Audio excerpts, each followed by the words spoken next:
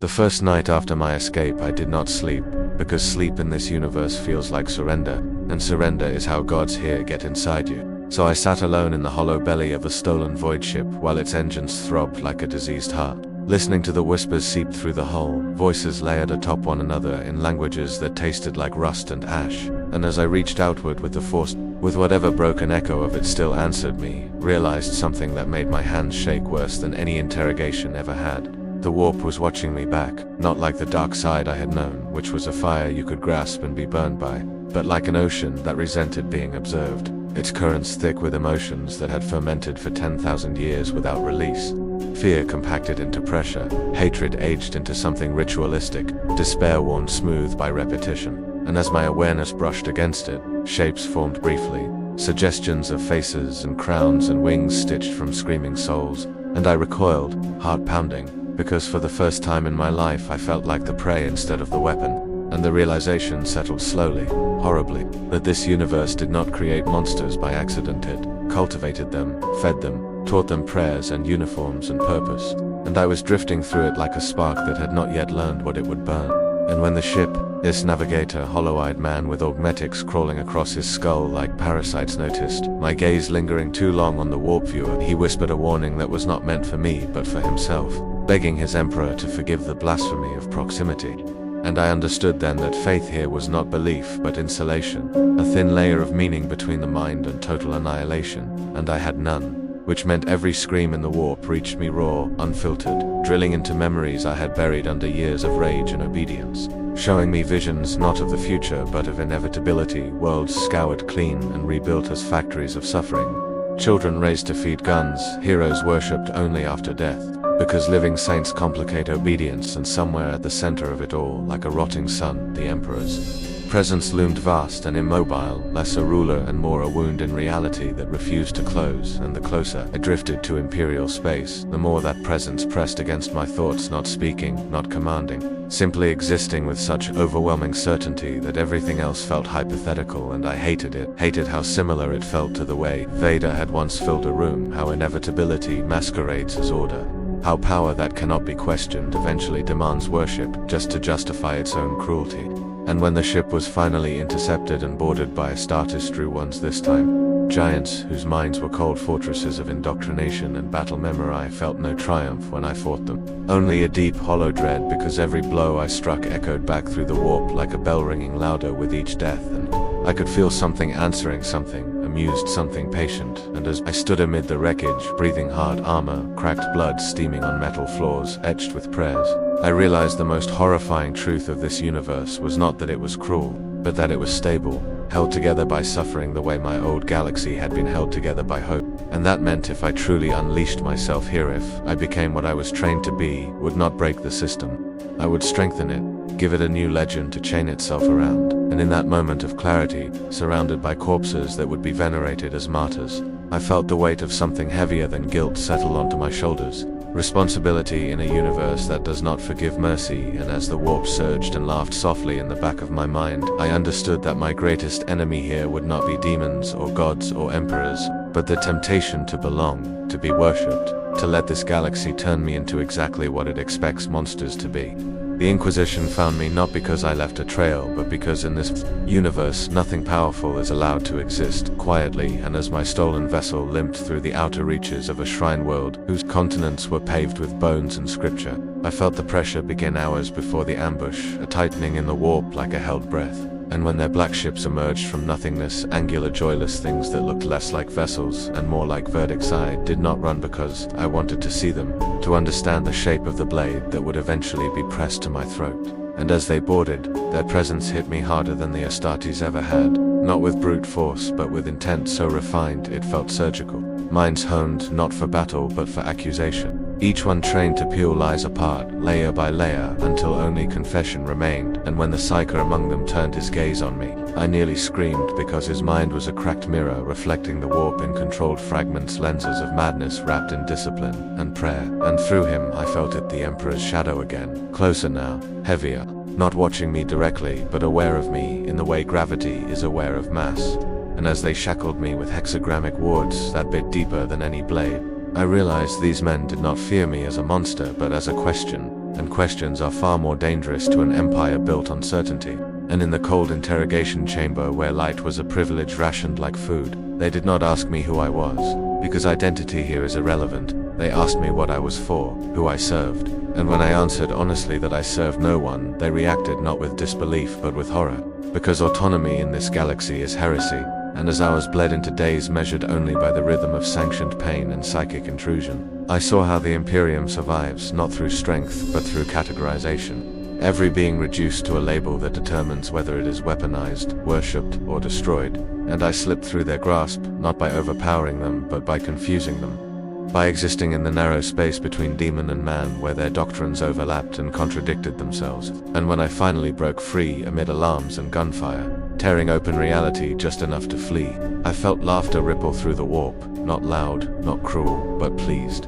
And in that sound I recognized intelligence older than any Sith holocron, entities that did not demand loyalty but narrative, gods that fed not on obedience but on excess, ambition, decay, change, and blood, and they tasted me like connoisseurs, intrigued by a flavor not native to their feast, whispering promises that felt dangerously familiar, offering freedom not from tyranny but from meaning, and for a moment, just a moment, I understood why mortals kneel to them. Because compared to the Emperor's suffocating certainty, chaos feels like honesty, a mirror that shows you exactly what you are without judgment. And as I drifted through the Imperium itself, unprotected, my will the only barrier between coherence and dissolution, I felt each god brush against me in turn. Curiosity tinged with hunger, and I realized with sick clarity that in this universe even rebellion is commodified, every act of defiance feeding one throne or another. And when at last I tore myself free and emerged above a dying world whose oceans had been boiled away to fuel a war no one remembered starting, I collapsed shaking not from exhaustion but from understanding, because the true horror of Warhammer 40,000 is not that gods exist but that they are reasonable responses to endless suffering. And as I stood on that lifeless surface watching orbital bombardment paint the sky with fire while billions died unseen and unmourned, I made a decision that terrified me more than any inquisitor or demon ever could. I would not save this galaxy and I would not rule it, because both paths end the same way here with statues built from bones, and instead, I would become something far worse to its masters, a variable that refuses to resolve, a weapon that chooses when not to fire, and somewhere deep within the warp, the laughter faltered, replaced by something like irritation, and far away, on a throne of gold and agony, the Emperor's presence shifted ever so slightly, as if a long-dead god had finally noticed that one of his tools had learned how to say no. It happened without warning, without spectacle, without even the courtesy of fear, because the Emperor does not announce himself the way gods are supposed to. He simply becomes unavoidable, and I was crossing the void between systems when the warp went silent around me. Not calm but empty, as if sound itself had been outlawed, the whispers vanishing mid-thought, the pressure lifting so suddenly that I nearly collapsed as my senses reached outward and found nothing pushing back. No tides, no predators, no hunger, only an immense stillness that pressed inward instead. And in that stillness I felt him, not as a voice or vision but as alignment, like every atom in my body had been subtly rotated to face the same direction. And I understood with a chill that this was what true authority felt like in this universe, not command, but orientation, the ability to decide what reality leans toward. And my memories surfaced unbidden, not replayed but contextualized. Every act of rebellion reframed not as defiance but as utility, and I realized the Emperor was not reaching into my mind to converse, but to catalogue, to assess whether I fit somewhere within his infinite machinery of war and sacrifice. And the horror of it hollowed my chest, because even Vader had wanted me broken before he used me.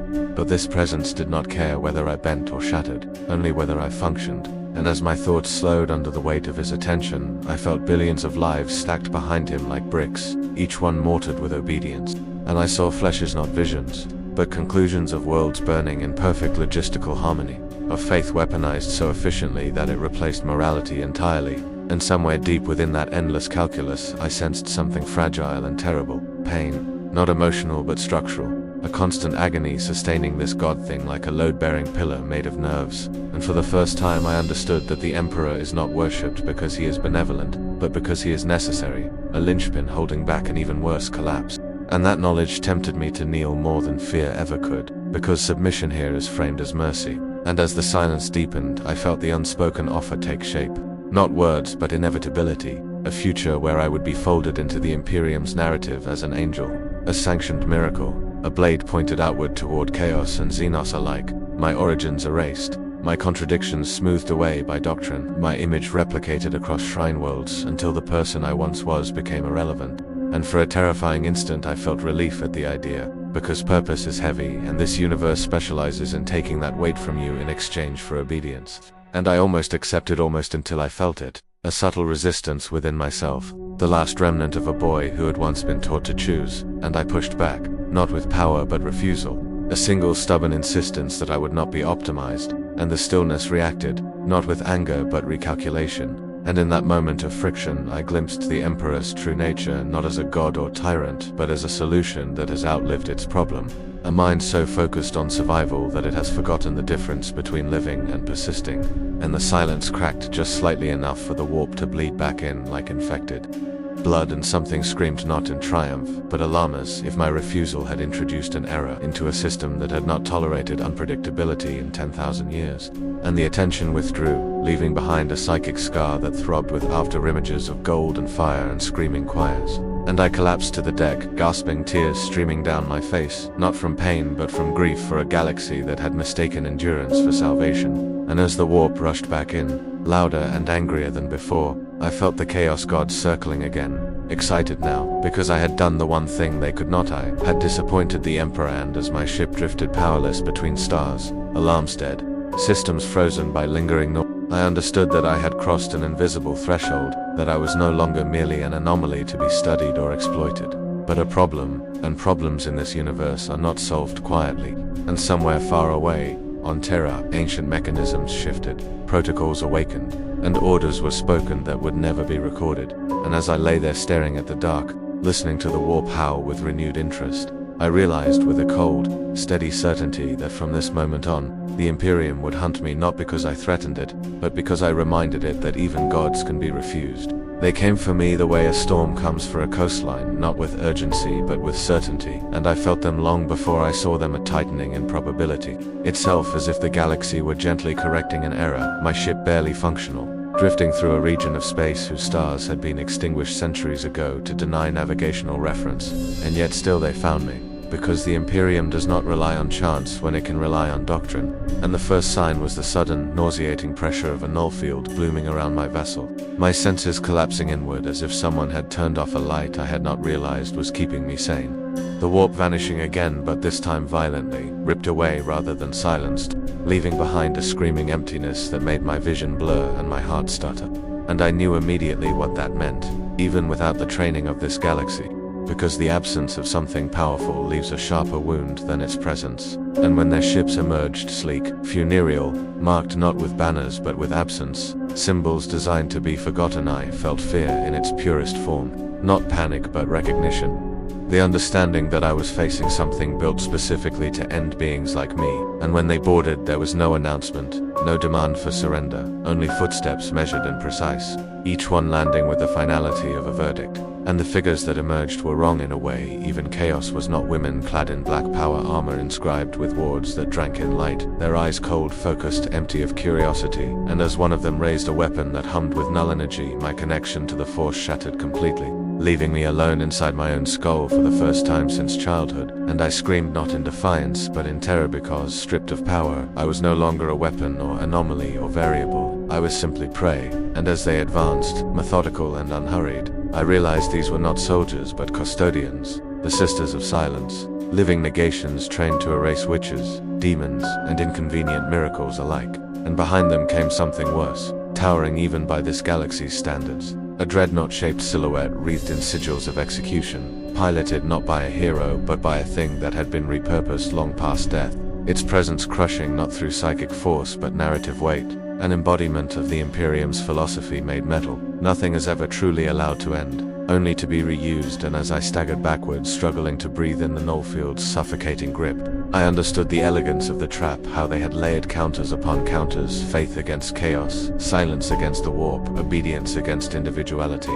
And I felt something inside me fracture, not my will but my certainty, because for the first time I could not fight my way out, and as they bound me in chains colder than vacuum, I tasted despair so complete, it felt engineered, and in that despair I saw the true genius of the Imperium. Not that it kills its enemies, but that it defines them so thoroughly that escape becomes unthinkable. And as they dragged me toward their ship past holes engraved with the names of things erased from history, I felt the galaxy lean back into place, satisfied, and for a moment I believed this was how it ended, not with a battle or sacrifice, but with categorization, a sealed file, a footnote marked terminated by order. And that belief nearly broke me, until something unexpected happened, something subtle and terrible. Because the longer I remained within the noble field, the more I realized that what they were suppressing was not all of me, that beneath the warp-dependent abilities and borrowed power there was something else, something quieter, forged not by gods or galaxies but by choice, and suffering a cord that did not reach outward but inward. And when I focused on that, not to dominate or command, but to endure, refelt a crack form,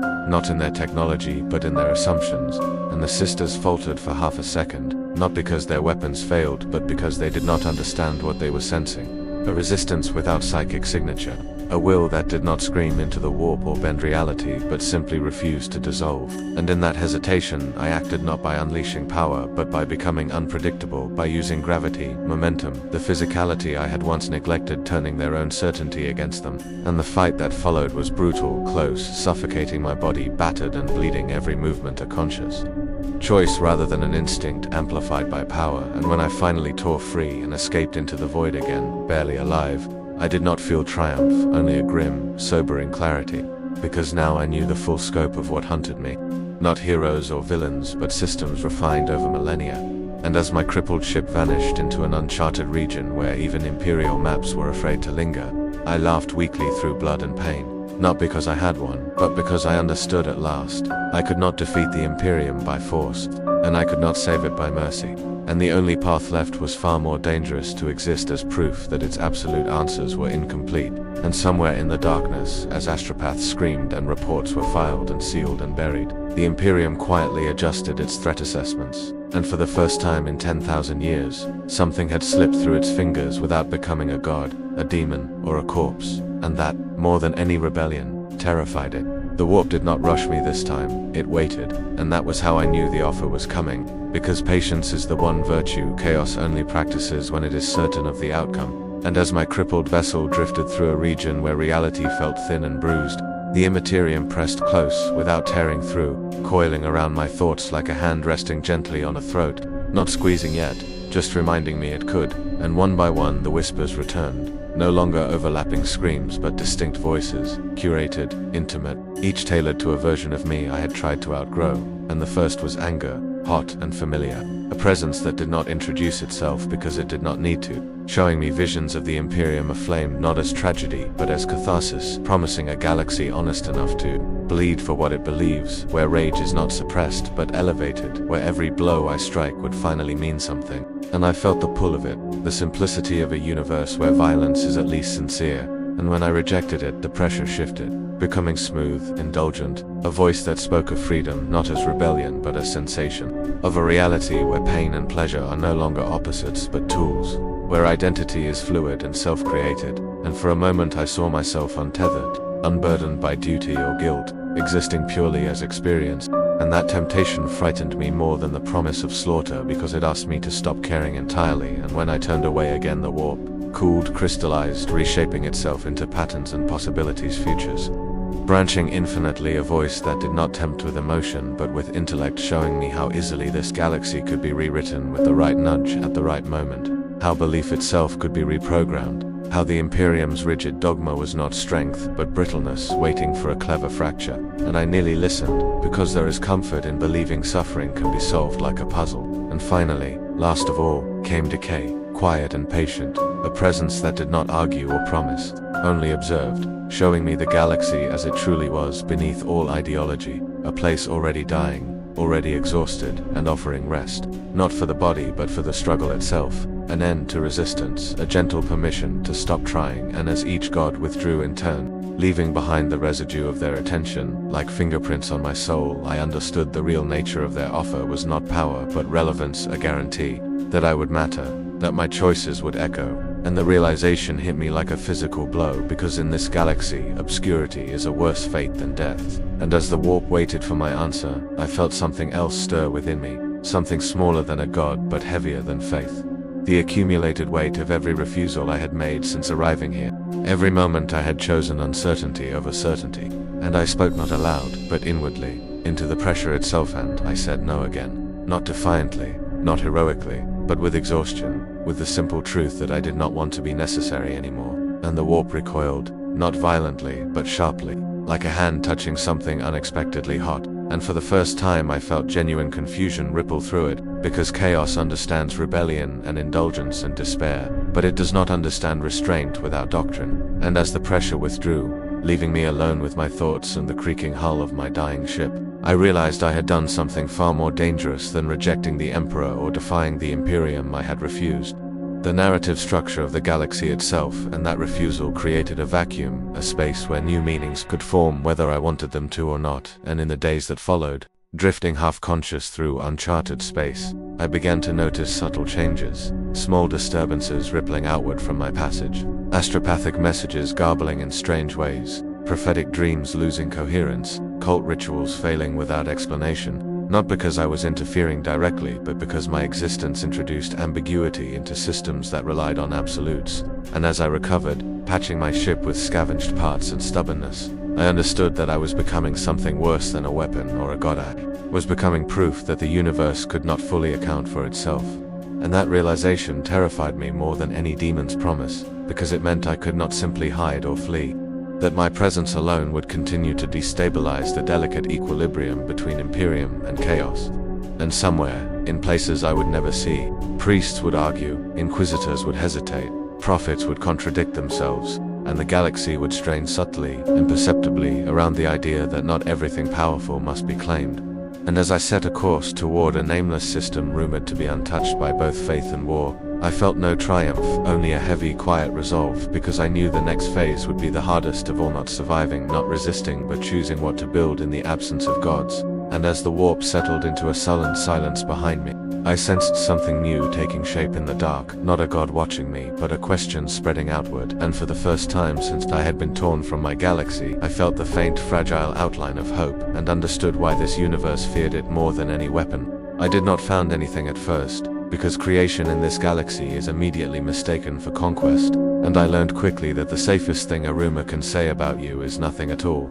So I hid in the negative spaces of the Imperium, the places between tides and crusades where maps were outdated and prayers arrived late, worlds forgotten not because they were insignificant, but because they were inconvenient. And on those worlds I saw what the Imperium pretends does not exist, people who still remembered what it felt like to live without being witnessed by a god. Communities stitched together by habit rather than doctrine. Survivors who had learned to endure quietly without turning suffering into a sacrament. And I stayed among them as a shadow, helping where help did not look like salvation. Fixing generators, rerouting water, teaching defenses that did not require banners or faith. And it should have ended there, a series of small mercies evaporating into anonymity. But anonymity does not survive contact with the warp, and slowly, subtly, the stories changed. Because this universe cannot tolerate causality without meaning, and so what I did became something else in the telling. A figure who arrived without heraldry and left without tribute, a stranger who refused kneeling and punished worship. A contradiction so unsettling that it spread not through cathedrals but through whispers. And those whispers reached the Imperium like static in a vox channel, first dismissed as cult noise, then flagged as deviation, then quietly escalated, because deviation without ideology is the most dangerous kind. And as administratum clerks cross-referenced reports that did not align miracles without prayer, victories without saints, psychers operating without warp resonance, the system strained, grinding against itself, and I felt it like a distant ache, not psychic but conceptual, the galaxy attempting to reassert its categories and failing. And when the first Space Marines arrived on a world I had recently left, they found nothing to purge, no cult, no shrine, no iconography, only people who refused to explain themselves properly, who spoke of choice in a language stripped of reverence, and the Astartes bred for clarity responded with force, because force is how the Imperium edits ambiguity. And that was when I understood the cost of my refusal, because even absence casts a shadow here, and my non-gospel was already being answered with bolter fire. And as reports of the quiet heresy filtered upward, never named officially, never acknowledged in sermons, I felt the Emperor's presence stir again, not directly but through proxies, through dreams sent to compliant psychers, through orders that arrived unsigned, through sudden shifts in crusade routes that made no strategic sense unless viewed as containment. And I realized with a sinking weight that I had triggered something worse than a hunt, a correction.